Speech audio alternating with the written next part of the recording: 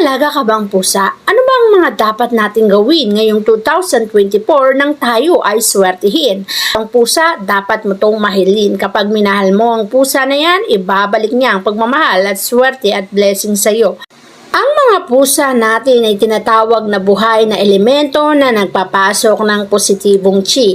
Mas mainam na ang pusa ay laging nasa loob ng ating mga tahanan para ang positibong chi ay nagpapaikot sa ating mga bahay at ng swerte ay nagpapaikot din sa loob ng kabahayan. Kung meron kang pusa at ito'y palagi mong hinihimas, himasin mo ang kanyang mga tiyan. Habang hinihimas mo ang mga tiyan ng mga pusa, nagbibigay ito ng isang aroma kung saan ang positibong enerhiya ay inilalabas niya. Ang mga pusa na yan ay mahilig din kumain kaya't pakainin at mahalin para sa ganon ang pagpapala ay dumating sa atin.